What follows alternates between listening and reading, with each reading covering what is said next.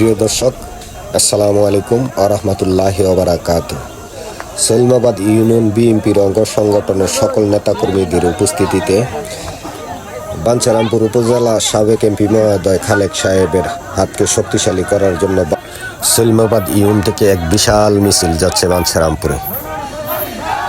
এরকম আরও important video পেতে পেজটাকে ফলো দিয়ে রাখবেন, অথবা যদি ইউটিউব থেকে দেখে থাকেন তো ইউটিউব চ্যানেলটাকে সাবস্ক্রাইব করে রাখবেন। আবারও কথা হবে পরবর্তীতে কোনো না কোনো ভিডিওতে। সে পর্যন্ত ভালো থাকবেন সবাই। আল্লাহ হাফেজ।